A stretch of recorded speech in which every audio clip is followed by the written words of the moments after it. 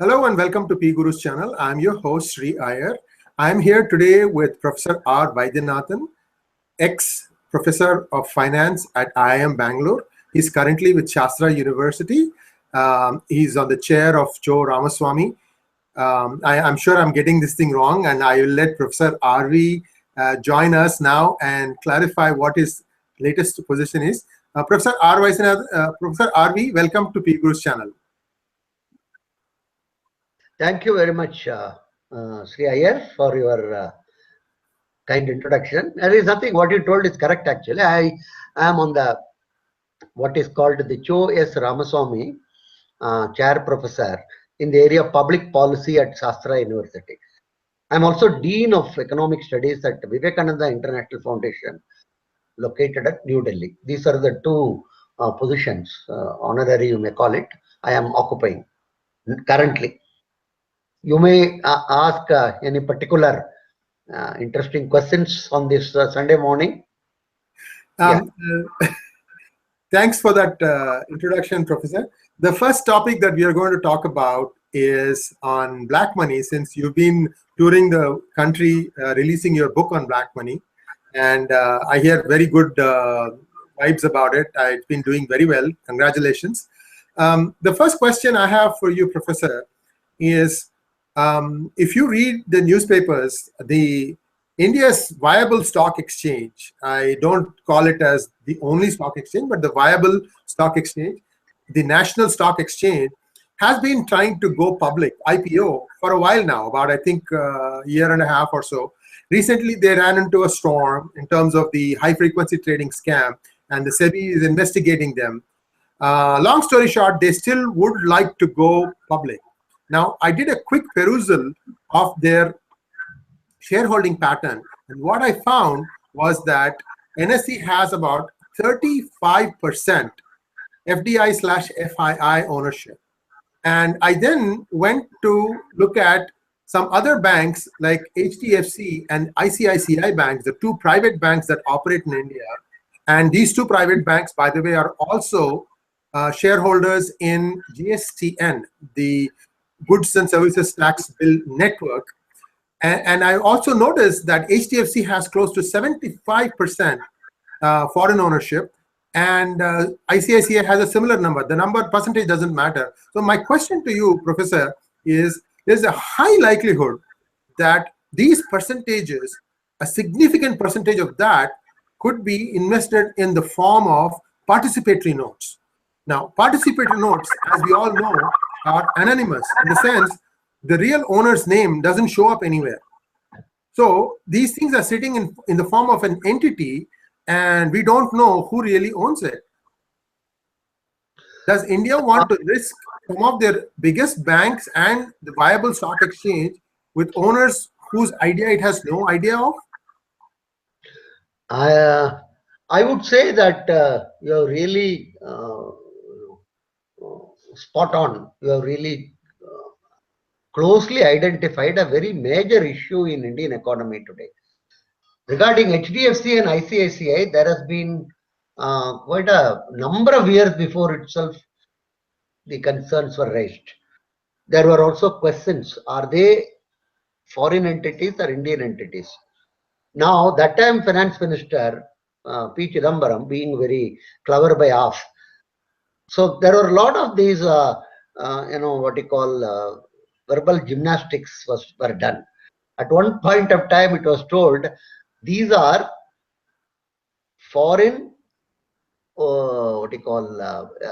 foreign companies, but Indian managed. It's something very, very interesting. And at some point of time, it was told that these are Indian controlled foreign companies, whatever it means. We have a category actually under the RBI thing called foreign controlled rupee companies. There are quite an, I post that Indira Gandhi time, and a lot of these FIRA companies were diluting their stake, having substantial portion in the form of domestic thing, but still they are controlled from abroad. Listen, they are called foreign controlled rupee companies, like your, Unilever, Britannia, IT, so many of these companies. Now the new terminology was introduced. I cannot understand actually, because if it is foreign owned, then it can't be Indian, by and large, actually, whoever owns significant shareholding, finally is the one who controls the entity. Whether it is significant shareholding by the Swiss people, Americans, or whatever, Tata Group or Birla Group. So, if the significant shareholding is from outside India, they have to be classified only as outside India entities. Actually, recently HDFC wanted to be classified as a what you call non-bank finance entity, service provider. RBI did not agree for that. Anyhow, God. the HDFC, not the HDFC bank, the one which is providing this housing loan and other things. Anyhow, the issue is, one is pertaining to participatory note. More important issue is how much these are controlled from abroad and who are the owners. Are they banks indirectly owning this or are they other type of entities, and which legal jurisdiction these are registered? Is it in Cayman Island, Panama, or these are some of the very, very important questions which have not yet been clearly answered. And unfortunately, our supposedly quote unquote lawmakers, who are also known as members of parliament, do not seem to be inclined with any of these issues. The second is NSE, what you are telling. Even though there are two exchanges, it is actually the dominant exchange today in terms of turnover, in terms of activity and other things. Same issue. In 2007 or 8, I think it is 8, if I recall correctly, M.K. Narayan, the then what one can call National Security Advisor of the UPA government, he gave a speech in Berlin on for all the heads of secret services of all the countries actually. There he mentioned the chances as well as reality of terror funds coming through stock markets. And he told that this is one of the significant threat which required to be faced, including by India, in that speech. So he should be knowing what he is talking, being a national security advisor. So in that context, there is all the more reason for us to be concerned who owns our stock exchanges. What exactly is the nature? Again and again telling that the corresponding jurisdictions have got, all the what regulation these jurisdictions like Cayman Island and Bahamas and other, they are just, they are what you may loosely call two-bit tourist resorts and post box based, registration. Well, post box, there is no other banking or anything there. So there is I think we have been extraordinarily lax. The reason is, when there is a major crisis, this will literally hit the ceiling. That time. Till then, there is, as long as the going is good type of a thing. So this is very, very important. And, a large republic like India, with 125 crores and other thing, cannot afford to be so, casual about some of these issues, about who owns whom, actually. Right? Yeah. I did a cursory read of the NSE prospectus, and what I saw was that the initial investment was 40 crores. And today, if it goes public, it's most likely going to be valued at close to 80,000 crores. At 80,000 crores, for a 40 crore investment is 2,000 times return on investment. Yeah. More interestingly, that 35% of that comes to close to $2 billion. Yeah. And we don't know who are the beneficiaries of those $2 billion.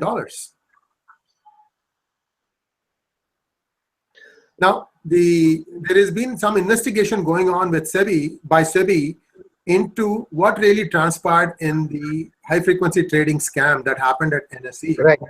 And I want your inputs. I'll give you the question right after giving you the information. Now, what the main executives in NSE at that time, Ravi Narayan, Chitra Ramakrishna, about 14 people. Yeah. They've all been interrogated by SEBI, and all of them are trying to negotiate with SEBI something called as a consent. It is sort of like paying a fine and also staying out of this business for so many years. But if you look at the crime committed, that is close to 10 to 20 billion dollars, and it is very difficult, and it happened over a period of 5 years. This is just one type of scam that has been unearthed. Sir, what in your own opinion, since you've been part of some SEBI panels, how do you think SEBI should be really looking at this matter? Are these executives who were really running the show, should they be allowed to just get off with their consent? You see, there is a famous Russian novelist called Dostoevsky. He wrote a very monumental in terms of size itself, called Crime and Punishment. And interestingly, if he were in India today, he would write a book called Crime Only, and no punishment. Or he may write it as Crime and Appreciation. This is what you are given some. It's a very, very sad state of affairs, because the SEBI has to look into it much more seriously. Unfortunately, day before yesterday, the judgment on this Madhu Koda, who did a huge swindle and scam in coal affairs, came by the court, and the court has told that you should be in jail for 3 years. I think most of the judges in India can't count beyond 5, I think, or maybe this is something they should be taught arithmetic, because of the 3 years he has already spent something inside jail. You see the proportional 25 lakh he was fined. 25 lakh is his chai and what one can coffee expenses I think per month. He got mines in a country called Liberia. I don't think many of us know where Liberia lies in the map of the world. See, there is no proportionality, or I would say before accepting this prospectus in terms of clearing it or whatever it is, SEBI should be very, very clear. And it should also create what are called norms. Probity in public life. It's an extraordinarily very important thing. You see, a person of the nature of the stature of Rajat Gupta, or the stature of that Rajaratnaman, they were asked to go around with collars, moving from one place to another. Madoff, he was given some, if I remember correctly, 70 plus years inside. When he was already, I think when he is already 70. I seriously feel our regulators and judges should be told there are numbers above 5. Most important, they should be taught some elementary arithmetic. One. Second is, public funds are something, if you ask me honestly, they are sacred actually. It is not something to be, and these funds are public funds. It's not a private pocket of those officials or anybody who gave it or something. And 2000 time is something unbelievably phenomenal. Of that, 35% being going to be taken by entities unknown is something mind-boggling. First and foremost, I feel is we must have complete transparency about ownership. Who owns what? This is what EC has told in the context of corporates very recently in the discussion on tax havens. So you must have complete transparency of ownership. This is something which I think we should insist. Maybe this can be a test case for SEBI too. And there is nothing, if X and Y is owning something, what is so, this, some other context, I think you would have heard about this, the corporate wheel getting removed and other thing. So the explicitly introducing the class of what is the second, I think in the context of this case itself, there should be a register of members of parliament and other lawyers and other who are taking up these cases, at what fee. It should be a public thing. See what happens today. You are a lawyer who argue for a case against it or for it, most of the time for it, for the corporate. Tomorrow you become a minister, maybe finance minister even, and formulate regulations and other thing to deal with the same issue. I think, I don't know. It's obscene actually. It's extremely obscene. And of course, in the context of legal profession, if you say something is obscene, they will say, it's a contempt of the profession and other things. So let's say, okay, it's perceived as obscene. I think that's the best way to put it, right? So I have a feeling complete transparency SEBI should adopt. This is what I have been arguing for a very long period of time in their secondary market and other things. We must have complete transparency. We don't have to have all the nitty-gritty of who is owning 10 shares and who is not that. More that transparency can easily be achieved. More important is bulk of this, who is owning, what is the beneficiary, and where does he lie? Is he in India? Is he in Cayman Island? Is he in Bahamas? This is what is extremely important. And if it is in Virgin Island, who is the ultimate beneficiary? It's not the what one can call the lawyer or a chartered accountant whose names appear. They are not the ultimate beneficiary. We should know, as a responsible country with a very reasonable levels of regulatory framework, we must enforce, and we should actually show the as an example to the world at large that we are more concerned about probity, right? That's excellent feedback, Professor Arvi. What I'm going to do once this video airs is I'm going to send this link to the Finance Ministry as well as to the PMO's office. And in the past, I know they have been very receptive to suggestions that PGurus has given. And I'm going to refer to one of those things, which was that we had written about how to make sure that the new EVM-VVPATs are free and fair. And they're not only fair, but they appear to be fair. And we had suggested that a certain set of these machines be randomly electronically counted and cross-checked with manual counting, and the two should match.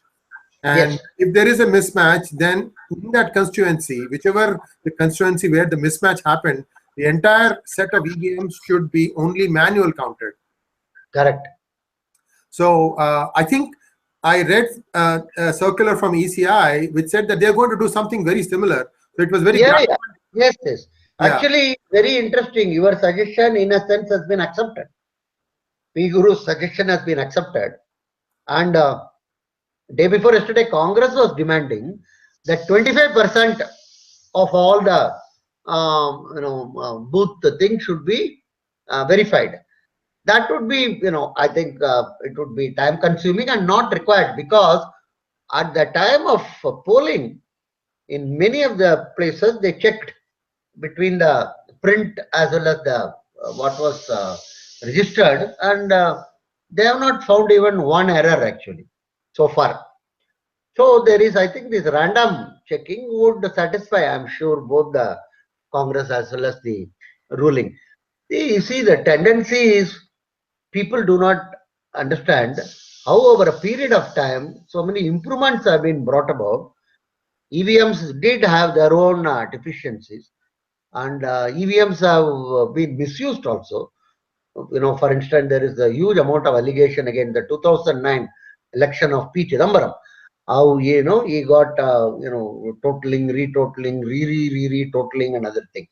But the issue is, with all that, and I think we should put it on record, Dr. Swamy's effort in the court has brought about this the print VVPAT, what we are calling, right?